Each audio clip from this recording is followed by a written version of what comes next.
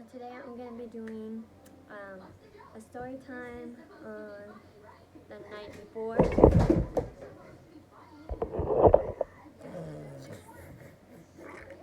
That's what you get. That's what you get. My son don't listen though. Okay. Back to the story. Okay. And see, he still don't listen. He's crawling back up. Oh my god. Okay. So I'm doing story time. What happened to my dad the night before and then the day after. And how it all went down. If y'all see stains on my shirt, don't mind it. It's breast milk. Mom life of 3. Okay. So let's get right into the video. Okay, guys. Just okay. So okay. Oh my god. I don't know what to start. Okay. The night before, my mom was at my house. She was helping me organize and take out all my kids' stuff and unboxing things and putting it, like their clothes and stuff, putting it up. And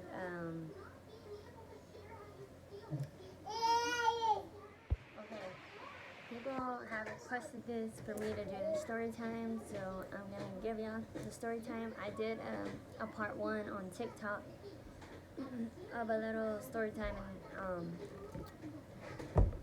some people have said doing this story time would be good for me because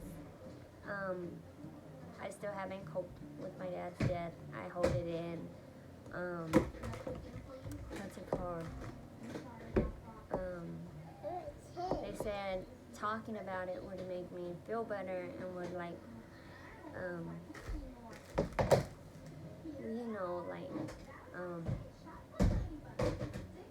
kind of like a big relief.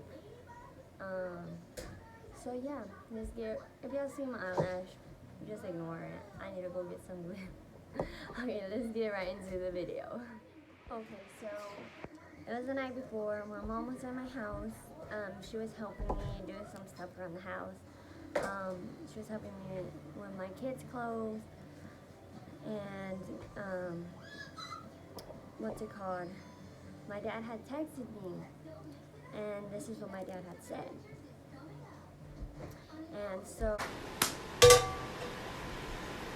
Put that back. Are you happy? Clap your hands. Mama, Mama. I said put it back. He comes home, well, to my house. We're all sitting down eating Taco Bell, watching movies, and it was at the table. It was my mom. It was my mom, me, then my dad right here, and then he was with my son. And that night, I hadn't taught my son how to clap, and I was like, "Look, Dad, I taught Kason how to clap," and I go, "Kason, show Papa how to clap. That I showed you how to clap," and he was 8 months old, and he started clapping, and my dad was like all excited, like he was so proud of them. And we ate, we were all talking, chitty-chatting, and stuff like that. And then what's it called? My dad had finished eating, and then my dad was ready to go. My dad was the type, like, once he does what he does, he's ready to go. So my mom was still eating, and I was still eating, and what's it called? Hold on. Well, before I knew it,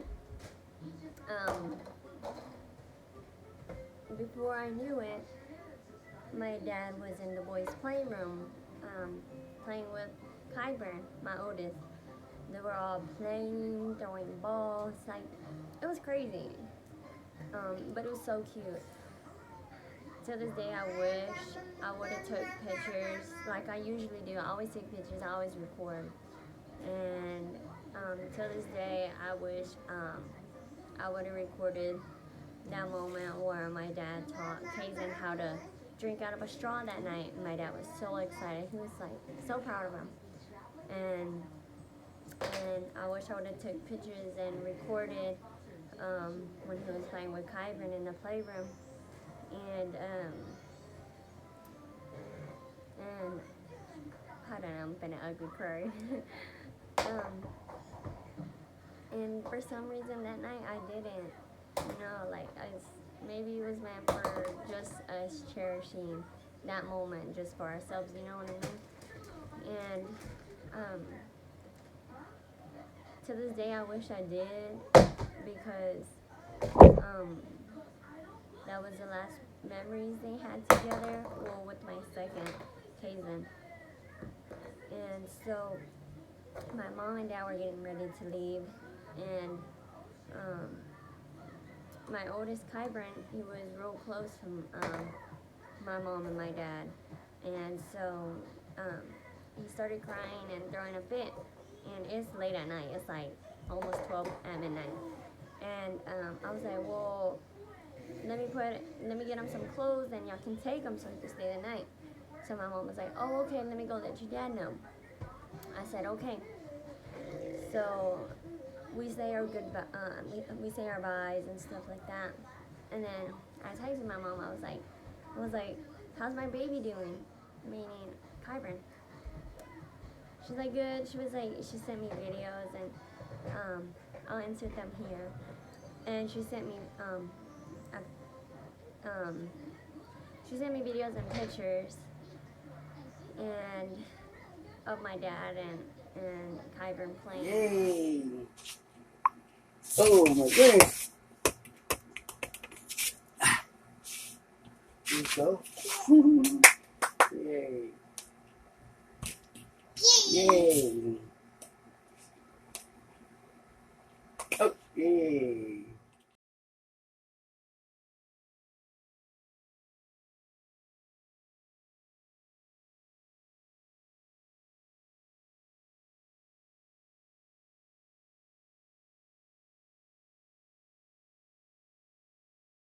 And so we get ready to go to bed. Once my mom texted me that they're going to bed already, and so I said okay. And what's it called? It was in the middle of the night. Kaizen, it was probably like 3 in the morning, past 3. Kaizen got sick, and he couldn't breathe. And since he got out of the hospital, well, from when he was in the hospital, when he got out, he's always had trouble, like phlegmas, like not phlegmas, but like trouble breathing. And because I had the hospital so cold, and they had me have him naked to be under the light, and so yeah, I text my mom, we're texting, and what's it called? She's like, I'll tell your dad to take his breathing treatment to the house when he wakes up before he goes to Frank's house. I said, okay. And so it's the next morning, which is August 29th. It's the next morning. My dad calls me. It was like 8 in the morning, maybe? 9 in the morning. He called me, and he was like, hey, Mija, what are you doing? And I said, oh, nothing here, just Kaizen just woke up.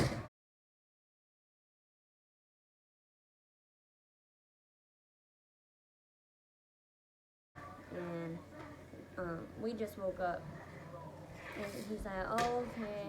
He's like, I'll be there in a little bit to take the machine to you. And I said, okay. So we hang up like a minute or two later. here.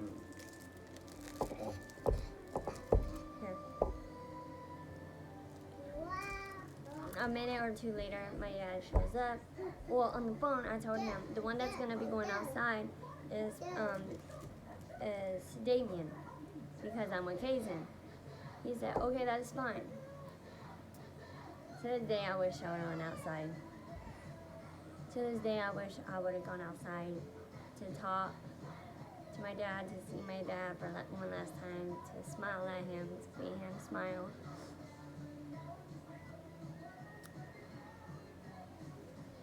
And so, anyways, my dad shows up. Damien goes outside. He comes back inside like a minute later, and he said nothing. Like, after everything happened, he told me, he's like, nothing looked wrong with him. He was perfectly fine. He was happy, like he was himself. And so, that later on that day, it was maybe like, it was like 11, yeah, because Damien had to go pick up his cousin from school for lunch, and so it was like 11:30 something. But like, I was on my phone scrolling through Facebook, Snapchat, stuff like that, and for some reason I felt something like off, and so I kept checking my phone, putting it down, check Snapchat, put it down, get back on Facebook, put it down, just repeatedly. Like, I couldn't, like, something was missing, like I wasn't checking up on something, and I just kept checking my phone, putting it down. Like, every few seconds I would do that, and I'm like, I look at the time, it's past 12, and what's it called, I'm like, Dad should be done, because he had went to Abernathy to go mow my uncle's lawn, because that's what he used to do, and my uncle used to pay him. And so I'm like, oh, Dad should be almost done, and he'll be here to take me to go run my errands. So I'm like, he should be getting home, or he's barely finishing. So I get back on Facebook. I'm just doing the same thing, like if I'm not checking up on something. And my dad did cross my mind, but I was like, he's already done, like, he should be wrapping up. Well, to distract myself, I get on Snapchat and I start playing with the Snapchat filters with my baby.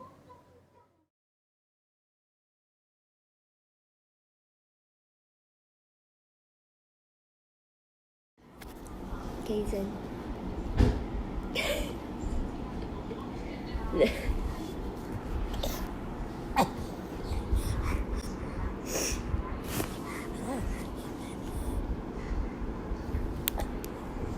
Because it was just me and him home alone, because Damien had went to go pick up his cousin for lunch.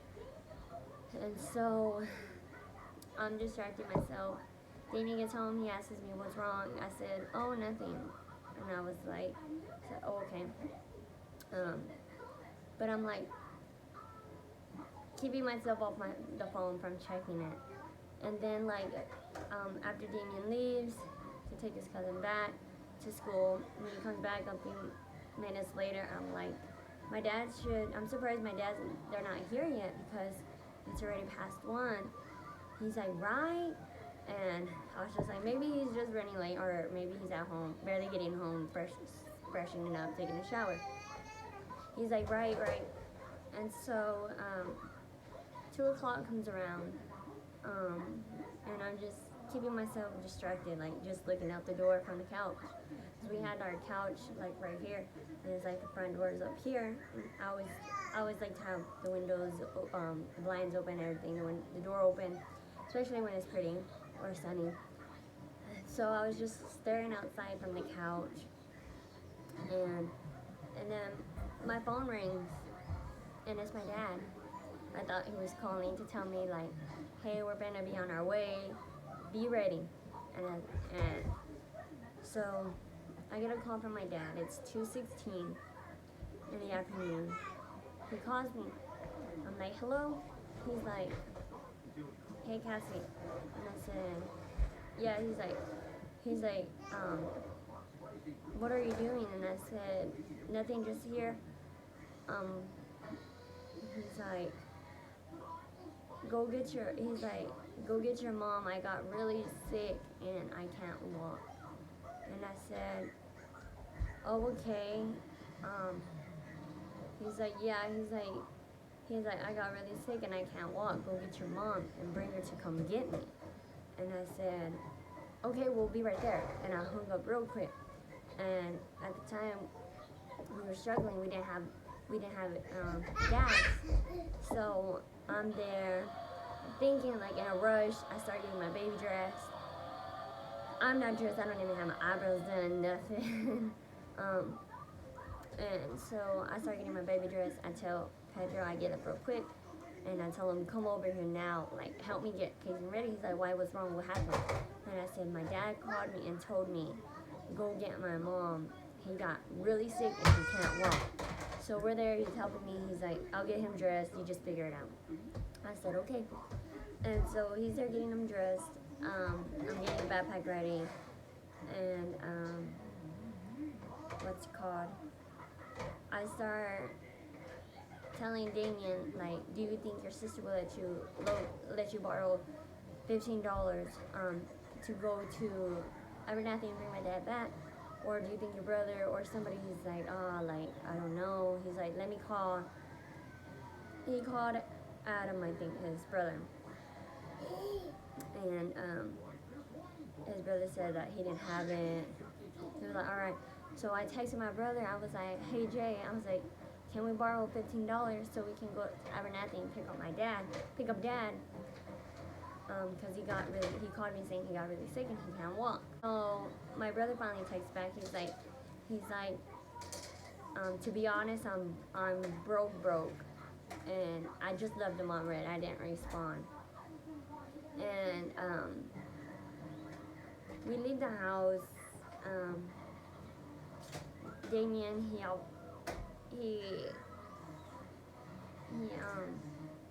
made it happen, whether or not we didn't have any money for gas. He made it happen. We come pick up my mom. I'm banging on the door. She's not answering. I'm outside for like 5 minutes.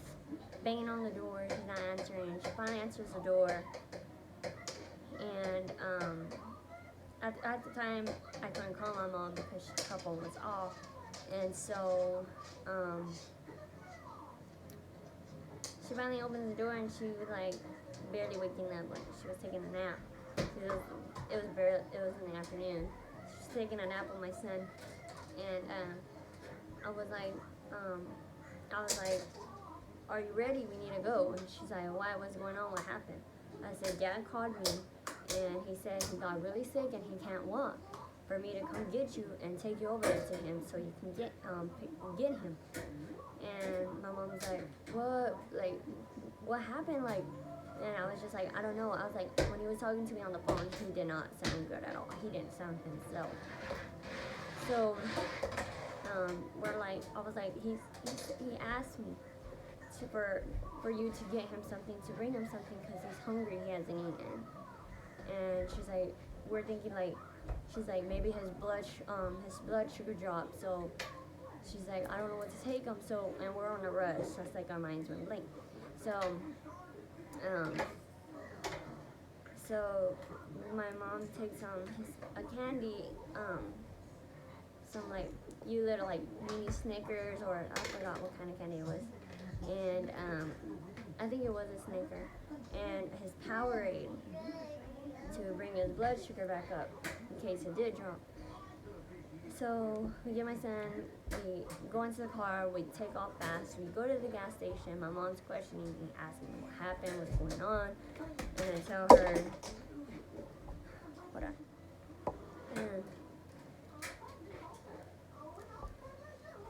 and I tell her like, I don't know, that's just what Dad called me and told me, and we're there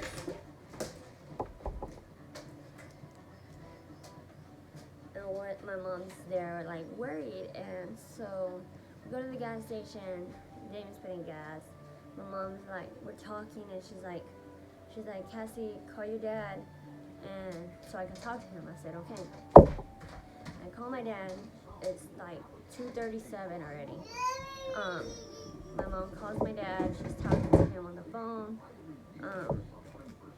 She's asking him what happened. Did he fall? Did his blood sugar drop? And he's like, I don't know. He's like, I was mowing the yard, and then I almost fell, and then and they were talking. Anna kept majority of that to herself. So my mom tells them, we're gonna be right there, we're putting gas, we're on our way. He's like, hurry, I don't feel good. I don't know if I'm having a heart attack, y'all need to hurry. So my mom's like, okay, we're on our way, we're already taking off. So Damien drives off, he's driving fast. Abernathy is 30 minutes away from here. And so we get there. I was getting off with my mom, and I told Damien to stay in the car with the boys because it's not gonna take that fast. My mom's just gonna get my dad and bring him back home and see what's going on. He said okay. So he stayed in the car with the boys, and then I see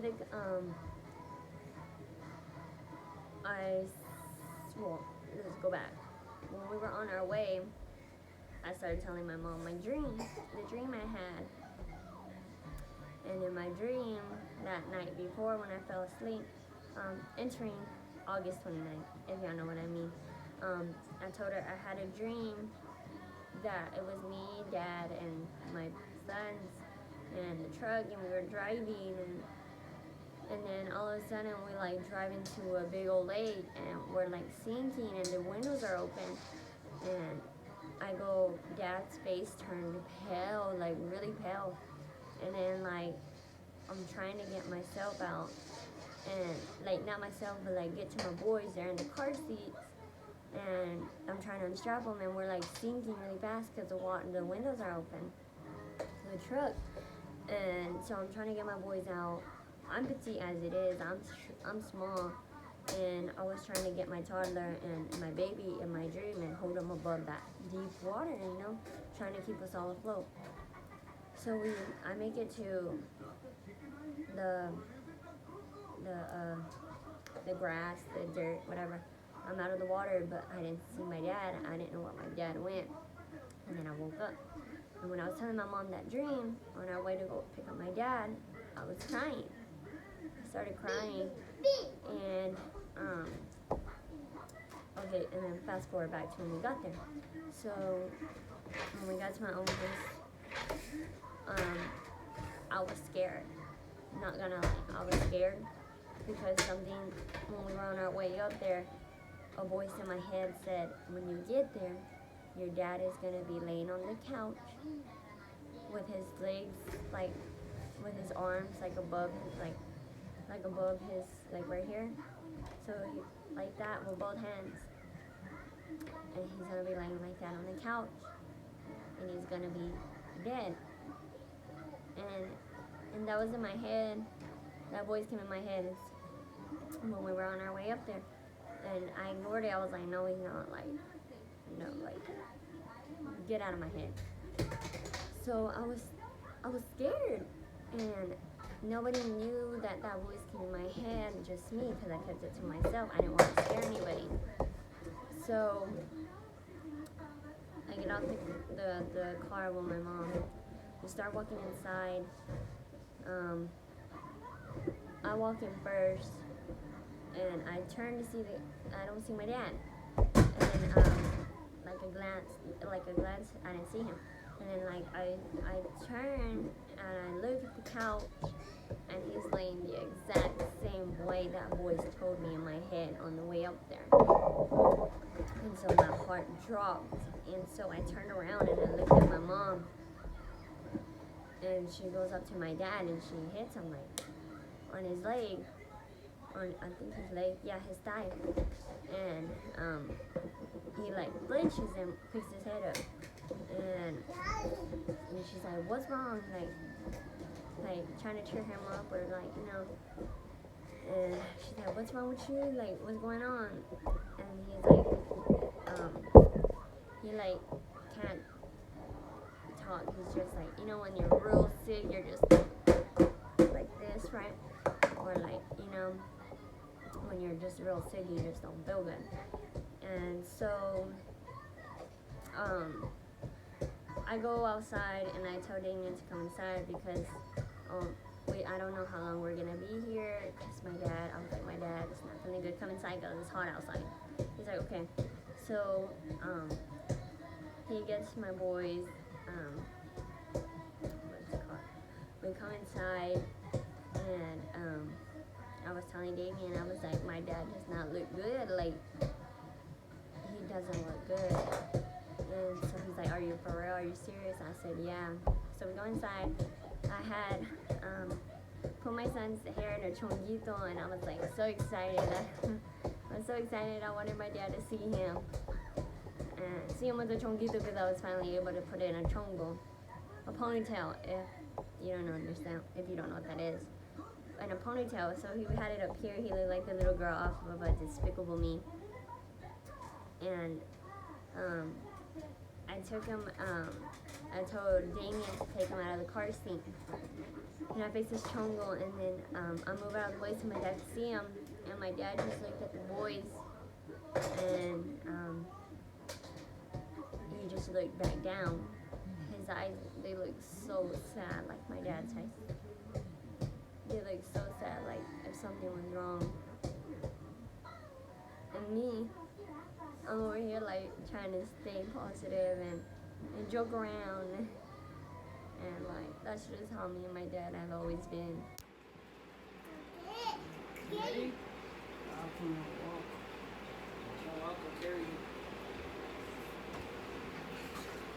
Mom says he's cold. He don't have no body heat. She said for me to touch him, and I said no because he might frostbite me. I'm for real, he's cold. Like, And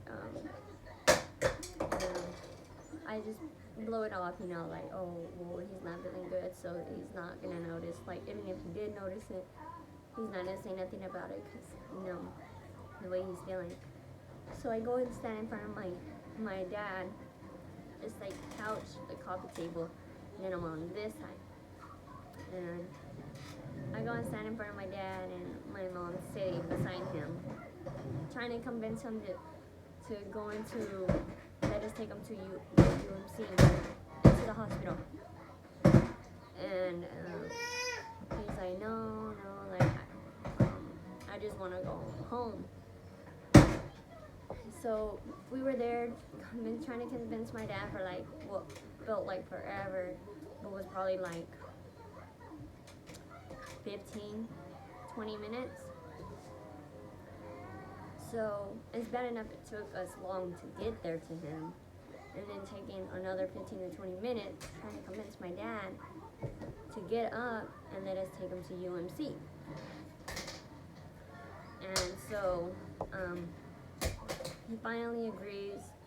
We start to put Kazan back in his car seat, and my dad tells my mom, call Frankie and tell him that does he want you to lock the door. So my mom's like, okay. She calls my deal Frankie. She's like, hey Frankie, do you want me to lock your door? He's like, Joel's still there? My brother's still there? And she's like, yeah. She's like, we're fixing to take him to the UMC. He's like, hold on. My uncle's like, hold on. He's like, wait there. I'll be right there in a minute. His work is just around the corner. My uncle shows up,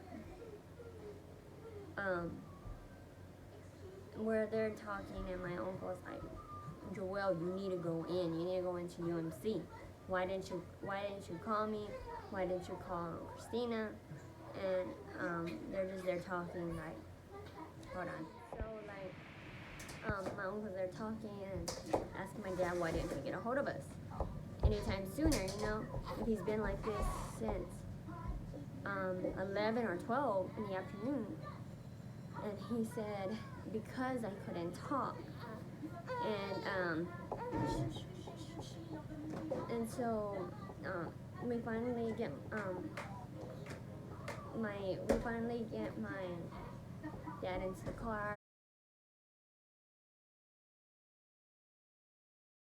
My uncle rushes him, takes my dad, and then we're in the other car because we don't all fit, you know. So they take off, him and my uncle,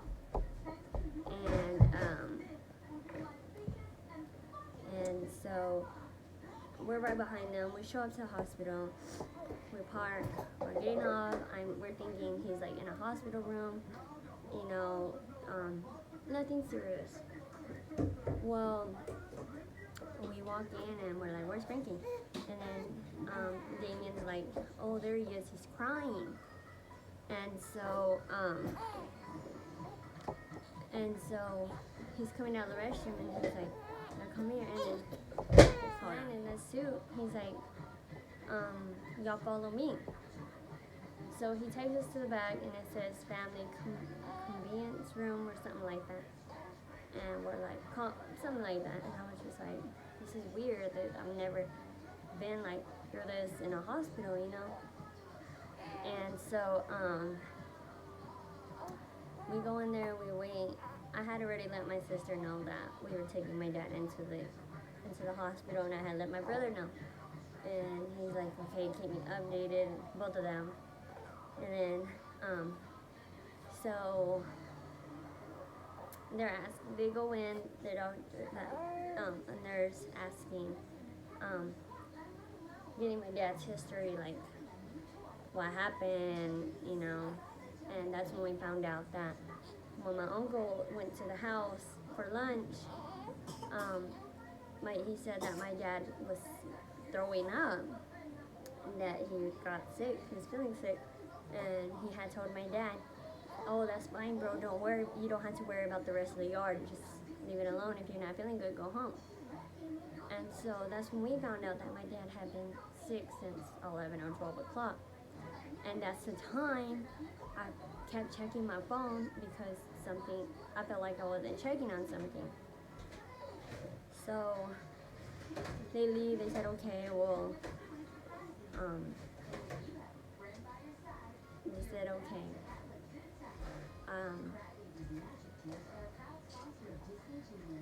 They come back in and said, oh, well, when she was leaving, my mom asked what's going on, and she said they're back there working on him. So we're just like clueless, we didn't even think about it, you know. And so they come back in. Oh, I had texted my sister and I was like, they're working on dad. And because when they showed up, he had a faint heartbeat, a faint pulse. And so,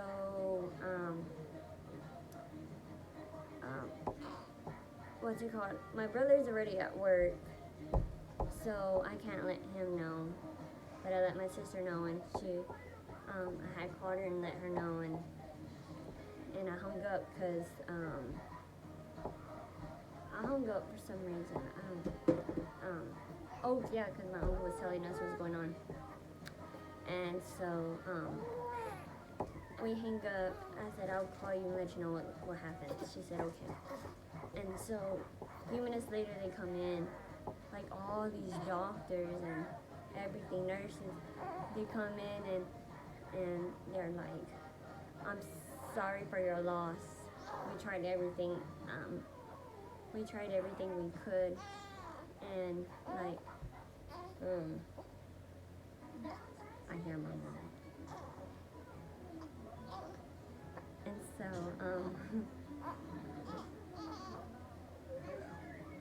so, my mom, she starts breaking down, crying. Everybody just starts breaking down, crying, and I went into immediate shock. like numb. I get on the phone. Well, I get up, I stand up, give my I give my son to Damien. I stand up, give my son to Damien. I'm in complete shock, numb. I get on the phone, I start calling my sister. I let her know I'm crying, bawling my eyes out. Well, no, I was in shock first. And I just hear my mom screaming, saying, no, no. And it was just crazy. And I see my aunt trying to comfort my mom. And I get on the phone with my sister. She's like, hello. I say, I was quiet for a few seconds. And I was like, Kai. She's like, what? I said, I was choking, I had a knot in my throat. And because never in my life I thought I would be the one to deliver news to my sister and to my brother that my dad passed away. And I said, Kai. She's like, what? And she hears like the background, my mom screaming and everything. And I said, Dad didn't make it. She's like, what? I said, Dad didn't make it.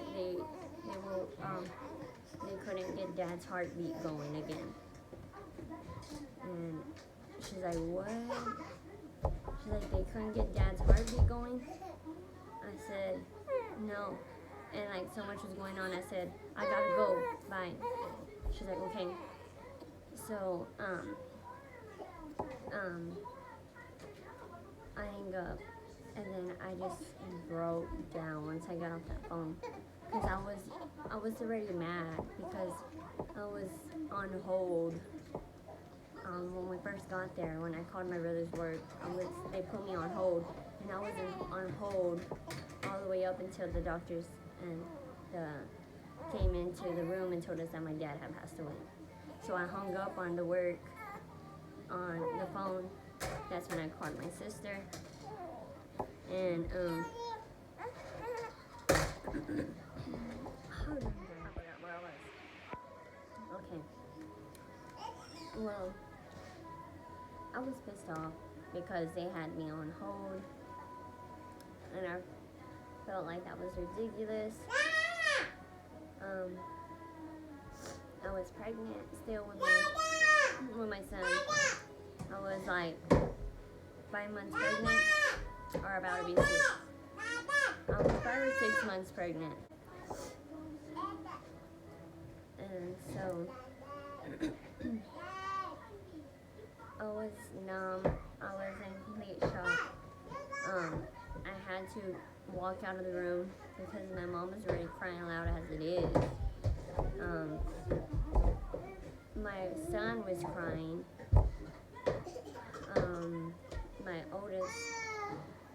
And so they ended up kicking us out, asking us to leave because the boys couldn't be back there, which is stupid because it's for family. Like, how are you gonna deliver news to a family that their loved one passed away, but yet you need to get the kids and y'all need to get out, and you have to wait in the emergency room? I don't know. And so I go to the front. We go into the emergency room. We go into this little section where it's for kids, and everybody's looking at us coming out of the emergency doors, you know, like, because I was crying, and then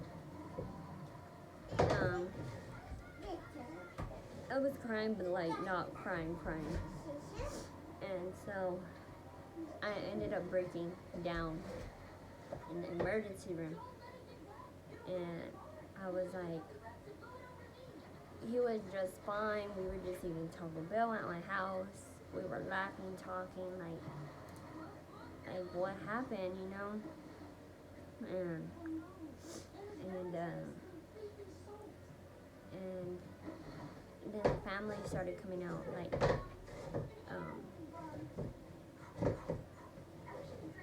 oh no, me and my mom go to a separate room, and we're waiting on my brother and my sister to show up to the hospital.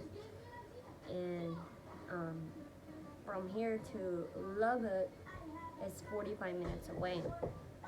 Not only that, what's it called? They were like kind of going.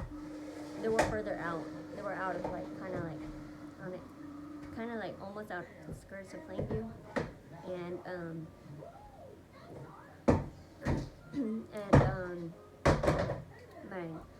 me and my mom had went to a separate room. Me and my mom and my uncle, and we went into a room like where they put you when you're in an emergency room. We're in there. My brother texted me, and he was like, "Is it true?" And I said, basically he was asking me, is it true that my dad passed away? And I told him I'm not telling him anything until he gets over there to be told in person. Without us knowing, he already knew, because his girlfriend told him when he walked out of his work he was still in the building when he walked out from the back. She told him, "I'm so sorry," she said, I think she told him, your dad is dead. Like, plain out like that, your dad is dead, I think. That's what she said. So he was asking me, is it true? Stuff like that. Like, it felt like forever for them to get there. My uncle was calling up the rest of my family. My grandma, she's not even in town. She's in California. She's in Sacramento. So the family was already mad because they couldn't get a hold of my grandma at all. And my tias and everybody started leaving, rushing to Lubbock. We're waiting on my sister and them, and then my tias, they went to go deliver the news to my tia Jamie, which she lives past Lubbock, and they said that when Damien went back to the room, when they were letting the family all go back to that room, to that emergency room, he told me that when they went to go deliver the news to Jamie, that she lost it, like she completely lost it, that they had to get her under control before they brought her to the hospital. And I was like, what? Like, just numb, like, what the heck? And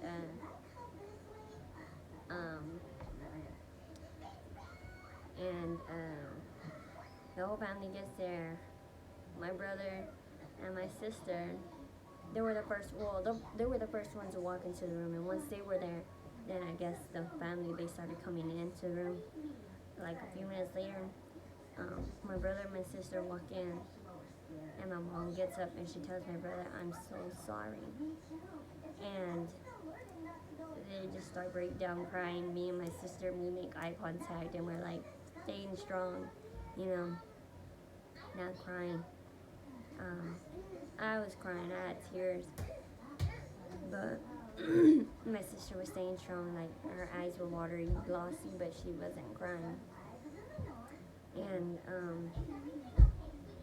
so the whole family shows up, and then they're like, we're discussing like to go to the back to say our last goodbyes to my dad.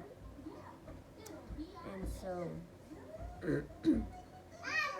they changed the 2 words, only the immediate family, so which is my mom, me, my brother, my sister, Damien, Lily. They would not let my boys go back there because they say it's better that they don't see them that way, so they don't remember them that way, And so we're like, that's fine. But my boys were in the emergency room, they couldn't come to the back. where we were all at.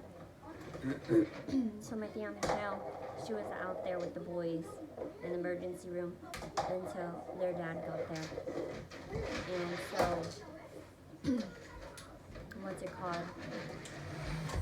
We go to the vet to see my dad. I was scared, you know, because I didn't know how he looked. They said that they had the tubes and everything still hooked up to him, right? When we got back there to see my dad, he didn't have none of the machines on. The tubes were all gone. They were all out.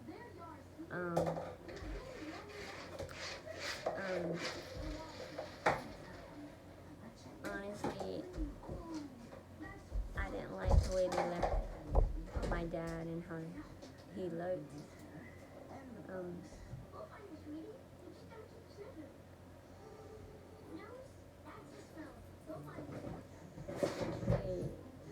They left my dad all bloodied up with blood on his mouth, on his chin, on his face. And I was so angry because I was like, they could have at least cleaned him up before we came back here, you know. And as you can tell, I'm still holding it in, you know. Like, so that's why I had to come and talk. So maybe I'll feel better because I can't cope with it. Like, I don't let it out. I hold it in. And so we see our lesbian buddies, we go back. The rest of my family's in the room. They start telling us we're so sorry. We're there hugging, crying, and I'm crying. I'm like, he's not gonna meet the new baby. He's not gonna be here to meet the new baby. And we were just eating Taco Bell last night. Everything was okay. That's all I kept repeating every time I cried. And when we all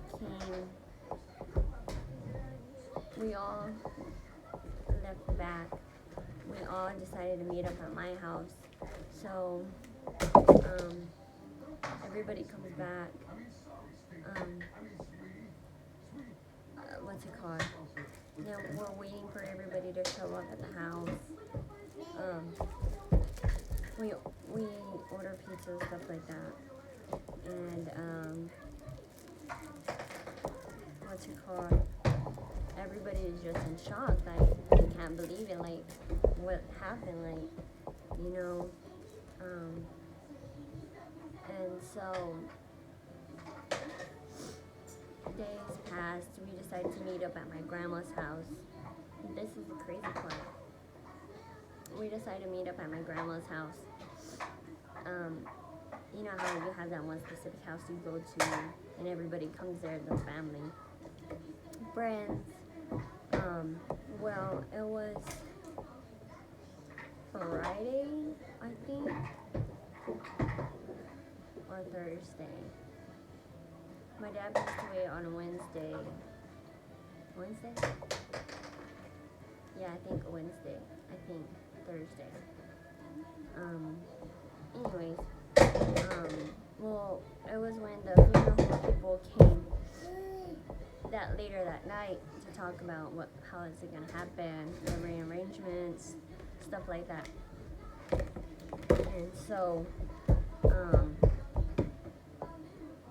that day, I'm just like sitting by myself on the couch, like everybody's around, but like I'm just sitting there, like not talking, nothing. And so, yeah. So that day, I was just scrolling through Facebook and Snapchat, trying to keep myself busy from thinking about what's going on. If y'all don't know, me and my dad were like this, like partners in crimes, everything. Like we bumped heads, but we were like this, you know. And even though we didn't admit it, but, you know, it's so crazy because, like, I didn't notice it until, like, I had texted my mom. It was, like, maybe, it was after my dad's funeral. It was after my dad's funeral, like, a few days later. I saw that I got a text message from my dad's phone, and nobody was on their phone. My mom wasn't on my dad's phone. I was on my phone, but I was just on Facebook and Snapchat. I didn't get no text message, like notification for it to go off. Nothing. And when I saw it that day, that I had a text message, it wasn't like one, like it didn't say one that it had a notification, like on the iPhone, the little dot. And it was a text message from my dad's phone to me, saying hello, all in caps lock, hello. And my mom doesn't text like that. The only one that would say hello was like that was my dad. And I had told my brother about it, my sister, and my mom. Well, I told my mom about it first, and then my sister, and then my brother. And when I had told my brother had said, Dad's trying to talk to you.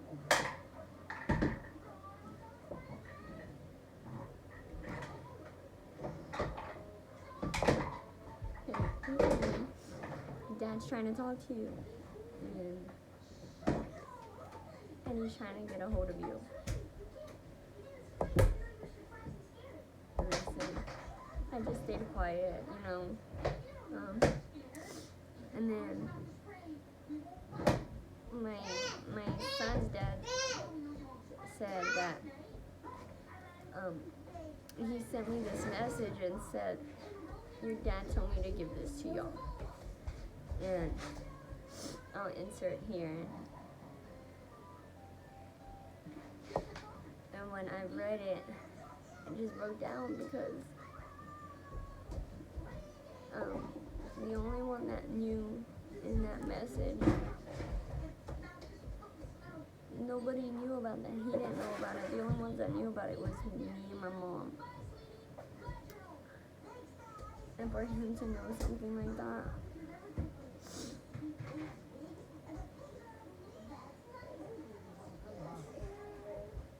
it's just crazy. I know it's not good for me to hold it in, you know. And I still haven't coped with my dad's passing away because when I hear a truck or the neighbor's truck, I'm like, Dad's home. In my head, I'm like, Dad's home. But then I'm like, no, he's not. And so, I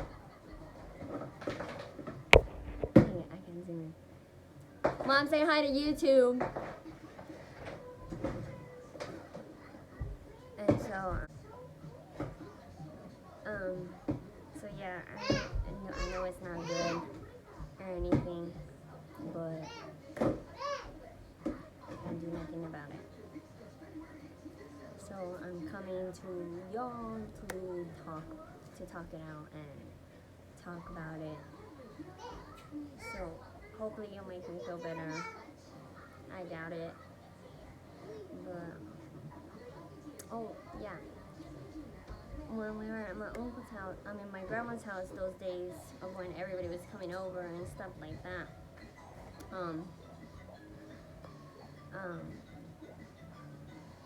we found out that it was like already the funeral, so everybody was at the house, my grandma's house. My uncle came out and he started crying because we were all talking and crying and, you know, and my uncle was blaming himself, you know, because he's like, I should have, like, he was just blaming himself for my dad passing away because he's like, he felt like it was his fault because he didn't check up on my dad. I don't know, I don't remember.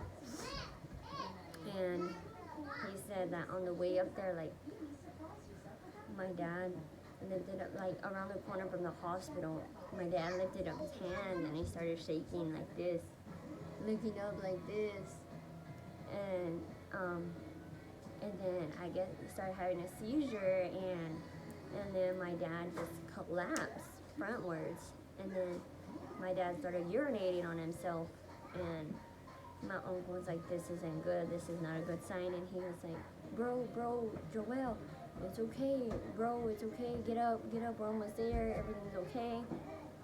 And I just can't imagine my uncle seeing that and witnessing that, you know. And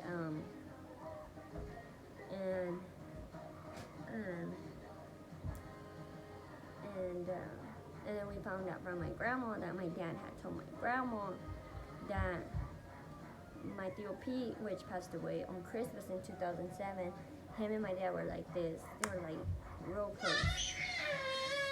And that my dad had told my grandma that my uncle came into his dream and said, are you ready? I'm gonna take you, you know. And my dad was telling him no, like he's gonna stay here. And then there had been a couple of nights where before, like back then, that my dad, like a month before, so in July, that my dad would say that he felt like he was gonna die. Like he would tell us the next day or a few days later that he felt like he was gonna die that night. And it happened like so many times. And we're just like what? That's crazy, you know? But yeah, this is my story time about my dad and what happened, and maybe it'll help me. I don't know. And I don't want you to think like I don't care.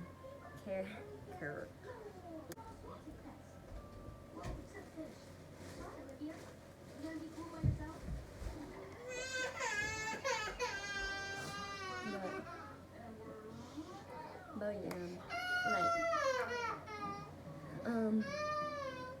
let's see if this helps. Oh yeah, don't think I don't care about my dad just because I'm not crying, you know? People cope differently. This is just the way I'm coping. I'm just numb. I'm still in shock, even though it's already been 6 months. And yeah. Thank you for watching.